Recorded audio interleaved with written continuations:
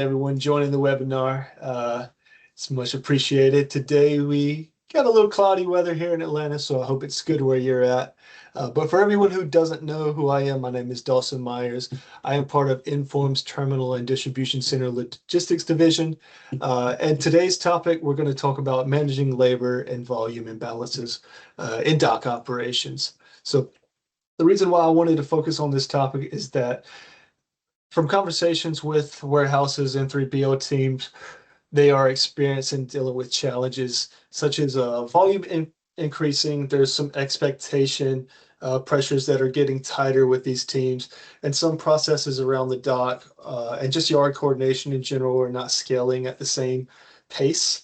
So the issue isn't always that a team needs anything like more people or a complete different operation. A lot of the times it does come down to challenges such as visibility, coordination, and just overall structure.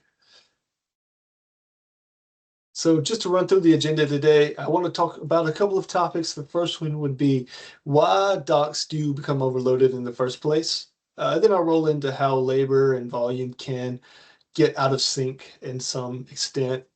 Next topic will be just how manual coordination does create some extra pressure. You get to experience some urgency from teams. And then overall, what are some practical steps to regain some control within a yard perspective and dock perspective? And then towards the end, I'll briefly introduce Inform and just show where YMS Light does fit into the conversation and the discussion here. And also, if you do have any questions, please make sure to drop them in the question. Any engagement with the webinar is much appreciated, and I'll try my best to get those answers. But with that said, let's start with the first question. Why do dock doors get overloaded in the first place? So to start, I do think it is important to understand why dock operations become overloaded. And many third-party logistics and just warehouse operations in general, the dock is the center point for the operation. So you have things like trucks coming in, going out, your teams are loading, unloaded, drivers are getting checked in. Sometimes there's paperwork that gets dealt with from the dock perspective. And overall, everyone's just trying to keep things moving in an efficient manner. Um, that may work on a normal day, and sometimes there are some challenges that they do face on a normal day. But for an example, when there's too many trucks that arrive during the same window. That's when pressure can start to build quickly from the dock perspective. So dock doors become limited in that situation. You see trucks waiting longer, and then a team has to decide things like which truck should go first as opposed to another one. And this is what you see from this is operations go from planned work to more reactive work. So instead of following the original plan that they had throughout the day, uh, operations start to ask themselves more questions like which truck arrived first, who is here yet, who's been checked in, which one should take priority over the other. So it's not an issue of a team not working hard. I would say in most instances, teams are doing the best with the information that they have and the resources that are available. The challenge is when things do happen, so the uneven arrivals or the limited dock capacity, and then just overall change of conditions happening throughout the same day or same time. And when teams don't have that clear view of what's arrived, what is waiting, and then overall uh, what should happen next. A manageable day can become difficult very quickly. So that's why a lot of doc teams do get overloaded, and it's rarely caused by one single issue. It's usually a combination of mainly three or four things. So volume is an issue in this situation. Also, timing and capacity do come into play here, and also having limited visibility. So with that, that does lead me into a couple questions that I wanted to get some reactions to and from. Which issues do create the most pressure in your operations? So if you could just drop the answers in the chat, is it uneven truck arrivals? Is there a labor and volume mismatch involved, or manual coordination causing an issue, or priority changing, or is limited visibility affecting you guys? Just give a couple minutes. Priority changes.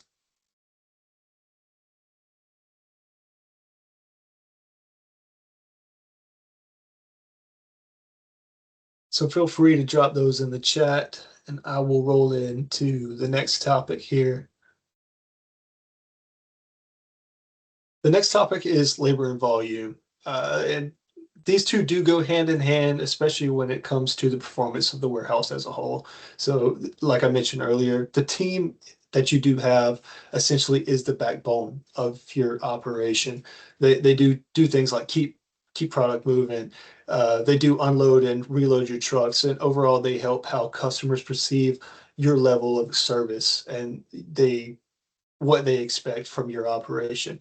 Uh, and the challenge isn't the volume does not stay consistent. For example, in Q4, that's when you do see a spike of volume increase, and most companies are able to cater around that and prepare for that by doing things like seasonal help or even reaching out to temporary hiring firms to bring in extra help. The more difficult situation is when demand changes unexpectedly. So when volume increases without enough notice, a lot of the small to mid-sized businesses that do work in warehouse or logistics operations have to rely heavily on the teams that they already have. So what that does mean is that your team is working longer hours and there's fewer people on separate tasks. And the worst case scenario in this situation is when managers have to step away from their job just to keep everything afloat. So when managers are pulled away from their workload, that directly affects customer communication, and then ultimately, problem solving is a big part of a manager's role. He can't problem solve as well as he could, and that's when the issue becomes more than just a staffing issue. Let's say so. Over time, what that can lead to is your employees getting more stressed, you're paying higher fees and overtime, and then there's also less moral in the company in some extent. And eventually it does lead to people leaving. So you see a higher turnover. And just to put that in perspective, this past April of 2026, the US Bureau of Labor Statistics reported that there was 148,000 people that did quit, just warehouse companies, uh, transportation companies, and even supply chain companies as a whole. And, over time, when people do experience some of those pressures from work following you home, it can mean things like family, you're missing your family dinner, or you can miss your son or daughter's soccer football game. And then continuing to think about work outside of work is really the big issue here. And of course, I'm not saying that because the workload is the reason a person leaves a job, but the numbers do show working conditions and employee pressure, and just overall retention is still an important topic across the industry today. So what I do want to say, the best question is not, do we have enough people for our operation? The better question is labor aligned with the workload when it hits? And can we adjust? Oh, sorry, I had a question. Do you see a change? 1 second.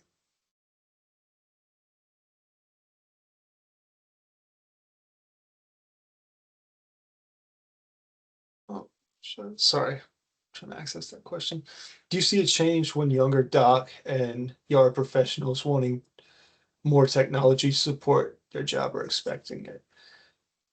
That is a good question. I do see a change, especially from my generation who's coming in, who's known nothing but technology. We grew up around technology. So obviously my generation is going to gravitate more towards that. I would say the older generations do rely heavily on some of the manual processes that do work to an extent. But that was a really good question. And just to get back to where I was, sorry. Yeah, but over time, it does, excuse me. So like the question I said, it's not about do we have enough people? It's is can the work actually adjust when time or when you're overwhelmed? So when labor and volume don't line up, what is the impact? It impacts more than one thing. It impacts the employees, it impacts the customer relationship, and then the overall performance of the operation is affected as well.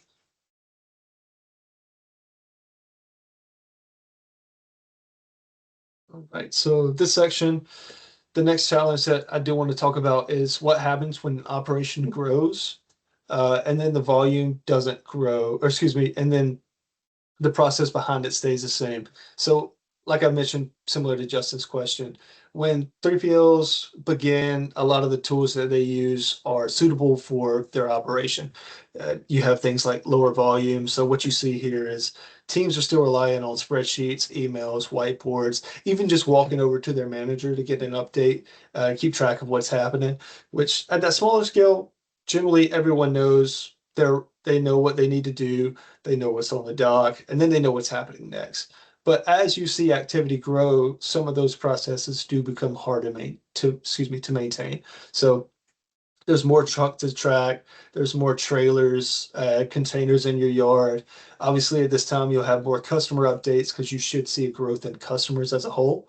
And then information spread across multiple things. So your spreadsheets have one form of information. You may have someone on the dock who has a text from a manager that another assistant manager has no idea about, or missed phone calls, or it's even just in an individual member's memory. So this is where a team can spend more time searching for information and searching for confirmation of updates.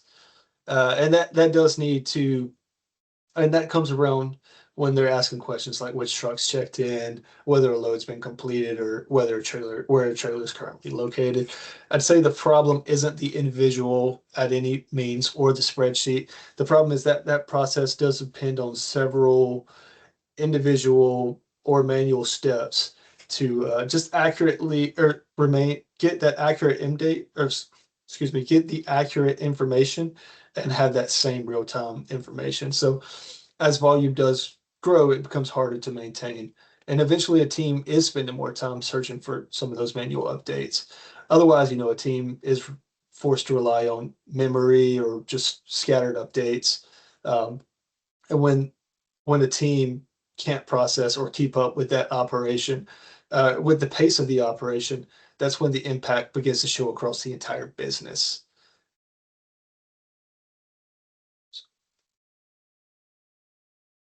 So the next topic I want to discuss is the operational impact. And with this topic, this is where you see a lot of these issues compound. So each step affects the other. So it goes beyond a single delayed truck or a difficult shift.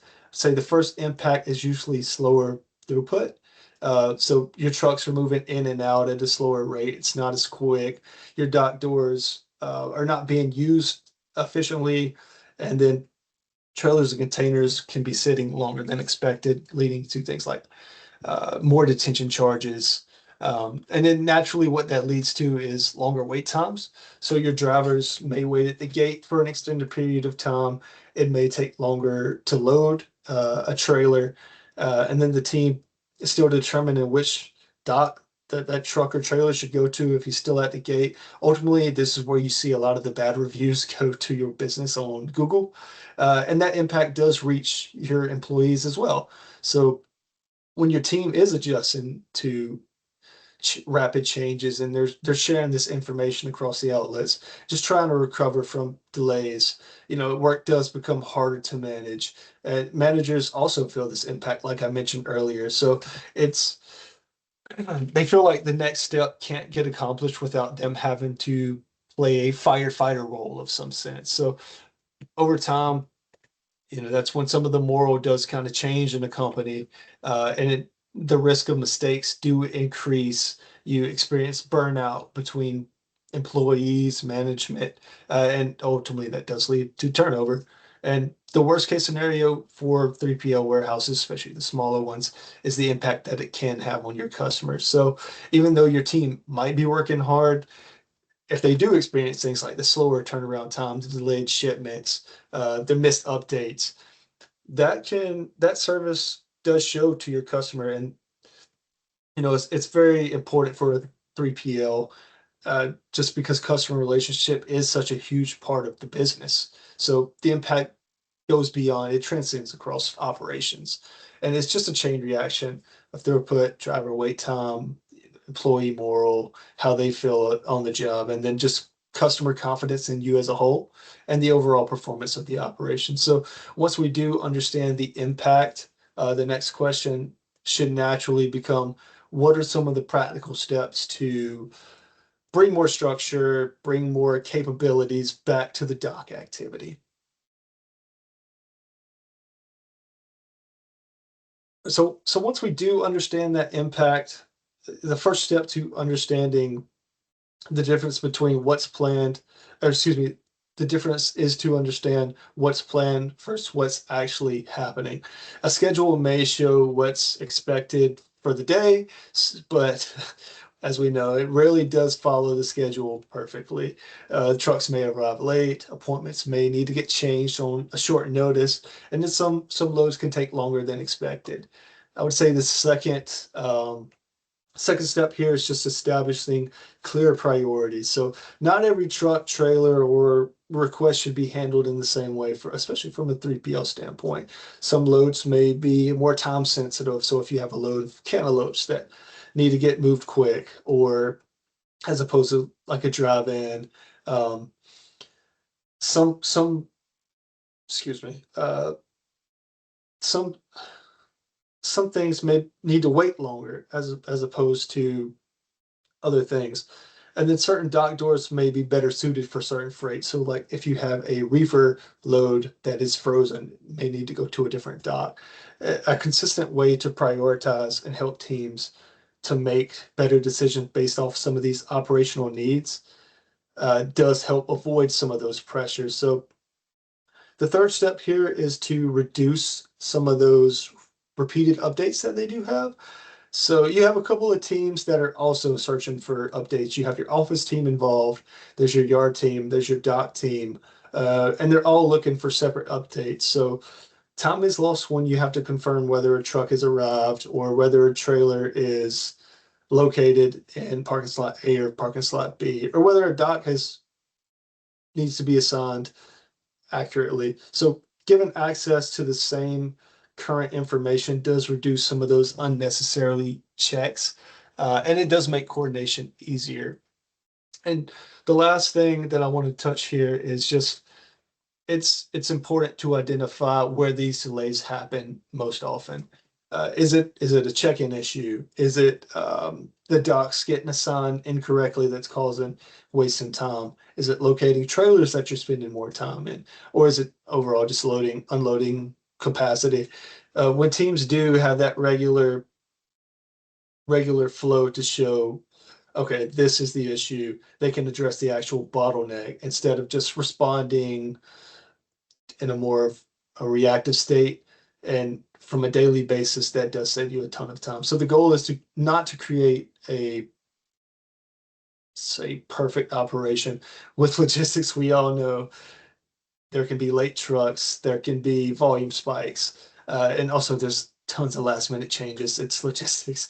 The goal is to just give a team a clearer picture, better information, and overall, I would say control of these disruptions before they happen so that they can manage that. So with a lot of these challenges, what we have done is work with several logistics teams across different operations. We have yards, we have container yards, we have warehouses, distribution centers, and that has led us to develop something for a small to mid-sized team.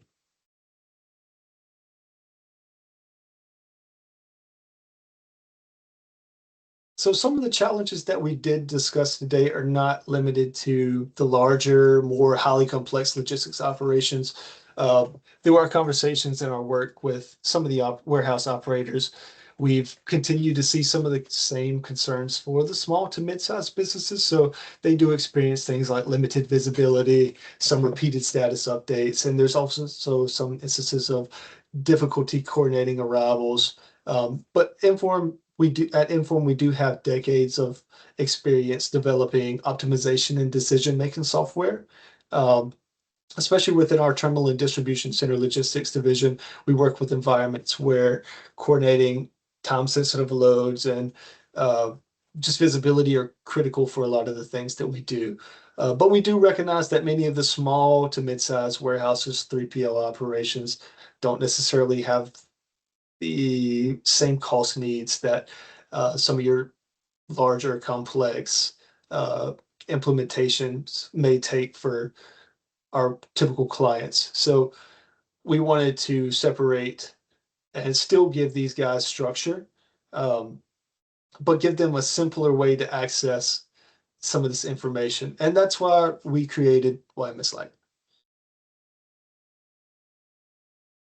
So what YMS Lite was created for is to help some of the small to mid-sized teams across share that one centralized view. So now our platform gives a team things like planned arrivals. You have your trucks check-in times. You have your container status. Your dock assignments are easily accessible here. And then you're able to see which activity needs to take priority over others.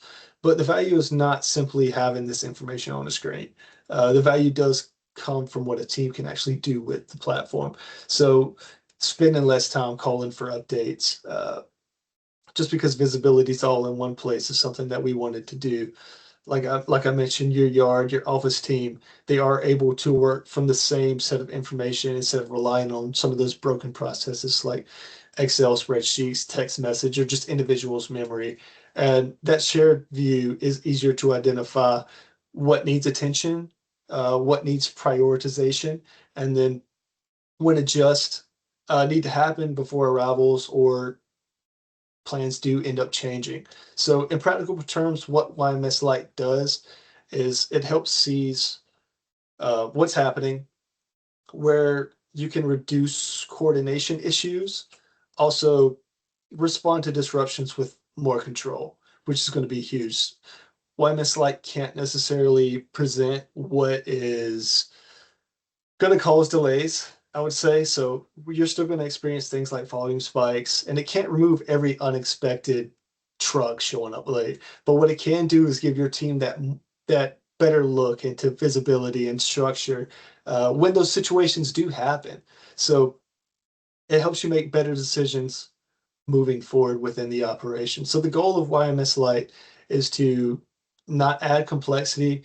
It's what we want to do is help teams spend less time searching for answers and overall more time managing the operation.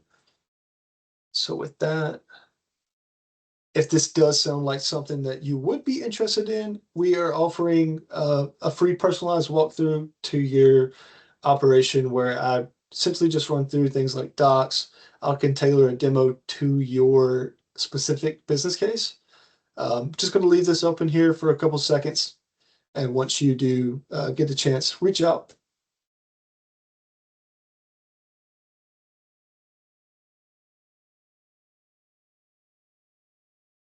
You have a couple minutes here. So just want to leave the door open for a couple of questions.